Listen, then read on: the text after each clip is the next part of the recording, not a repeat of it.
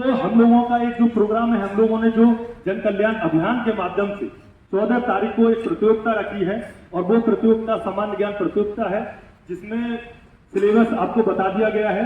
50 question होंगे, प्रत्येक question 2 अंक का होगा और 100 नंबर का आपका पेपर होगा। 1 घंटे में आपको देना होगा और 14 तारीख उसकी डेट निर्धारित की गई है। इस प्रतियोगिता के माध्यम से हम लोगों का उद्देश्य क्या है, हमने पहले ही स्पष्ट किया था, फिर से स्पष्ट कर देते हैं। इस प्रतियोगिता के माध्यम से हमारा उद्देश्य है कि हम प्रत्येक स्कूल में जाकर, कॉलेज में जाकर के प्रतियोगिता कराएं, जिससे हम ये देख सकें कि हमारे क्षेत्र के जो बच्चों में जो छुपी हुई प्रतिभा है वो सामने आ सके और वो प्रतिभा को हम लोग सपोर्ट कर सकें।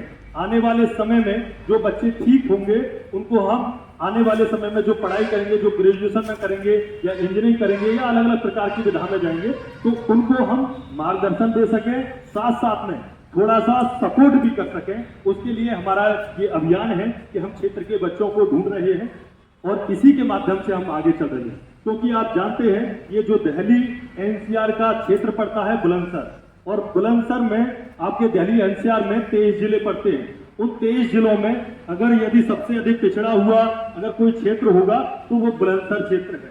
और बुलंदशहर क्षेत्र में भी बात करूं तो सबसे अधिक पिछड़ा हुआ हमारा ये टिवाई क्षेत्र है। और टिवाई क्षेत्र पिछड़ा हुआ है, इसके कारण आप देखेंगे कि आपके क्षेत्र से ना तो आपको एथलीट में खिलाड़ी देखने को मिलेंगे, ना बैडमिंटन में, ना खेल में, किसी खेल में क्रिकेट हो गया या अन्य जो बैडमिंटन है, टेबल टेनिस है, इस प्रकार के खेलों में भी आपको खिलाड़ी देखने को नहीं मिलेंगे। साथ में आपको बड़े बड़े पदों पर या डॉक्टर, इंजीनियर या बात करें हम आईएएस, पीसीएस, ऐसी क्षेत्रों में भी जाते हुए आपको बच्चे नहीं दिखाई देंगे। उसका सीधा मुख्य कारण यह रहता है कि हमारे जो क्षेत्र में कहीं ना कहीं एक अच्छी शिक्षा का अभाव है। उसके कारण आप देखेंगे कि यदि आप यहाँ से इंटर कर लेंगे तो आपको छोड़ करके इस क्षेत्र को कहीं दूसरे शहरों में जाना पड़ेगा। जैसे हम लोगों ने मेरठ से किया या अलीगढ़ से किया, आपको भी ऐसे ही दिल्ली, अलीगढ़ या कहीं अन्य शहरों से जाना पड़ेगा। जिनके पास पैसा होता है वो पढ़ लेते हैं और जिनके पास पैसा नहीं होता वो नहीं पढ़ पाते। लेकिन मैं एक बात और स्पष्ट करना चाहूंगा कि पैसा ही ऐसा एकमात्र जरिया नहीं है कि पैसा ना हो तो आगे पढ़ा नहीं जा सकता। पढ़ा जा सकता है, बस आपके पास वो रास्ते होने चाहिए। रास्ते हैं आपके पास तो कम पैसे में भी अच्छी शिक्षा प्राप्त की जा सकती है। बहुत सारे अधिक रास्ते हैं, जैसे मैंने बताया कि गवर्नमेंट ने उल्टा पैसा दिया। इसी प्रकार से मैं 4-5 आप विधाओं के नाम बताऊंगा, जिसका इंटरेस्ट हो उस विधा में जा सकता है। जैसे सबसे पहले आप 12th करते हैं, 12th करने के बाद में एक विधा जो मैं बताता हूं जो जज तक जाता है। पहला उसमें आपको बीए एलएलबी भी कर सकते हैं जो 5 साल की होती है, या यदि आप ग्रेजुएशन करते हैं किसी भी विधा में उसके बाद एलएलबी कर सकते हैं, एलएलएम कर सकते हैं, और आपकी जो तैयारी रहती है पीसीएस जेई की, आप उसमें बैठ सकते हैं और जज के एग्जाम भी क्रैक कर सकते हैं और वकील वगैरह आप बन सकते हैं, एडवोकेट बन सकते हैं यदि आप ये एलएलबी करें या एलएलबी करें या एलएलएम करें। तो पहला एक रास्ता ये जाता है, जो बच्चे चाहें अगर इस विधा में जाना चाहें, क्योंकि आपको हैरानी होगी कि सुप्रीम कोर्ट से लेकर के अगर हम नीचे जो निम्न तक न्यायालय होती है उस तक बात करें, लगभग 5,000 करोड़ हमारे क्षेत्र में पूरे देश में केस पेंडिंग है। तो कम से कम अच्छे वकीलों की आवश्यकता है।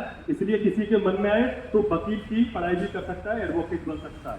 दूसरा जो मैं बता रहा हूं कि हमारा जो देश है वो विकसित देश नहीं है, विकासशील देश है। और इस विकासशील देश के लिए एक अच्छे डॉक्टर, अच्छे इंजीनियर, अच्छे वकील लोगों की आवश्यकता है। इसलिए आप दूसरी तरफ जा सकते हैं, जो हमने बताया इंजीनियरिंग का पद। इंजीनियरिंग के पद के लिए आपको जाना है तो यदि आपको डिप्लोमा करना हो तो पॉलिटेक्निक डिप्लोमा के फॉर्म निकलते हैं जनवरी में, तो आप उनको भर सकते हैं, एग्जाम में बैठ सकते हैं।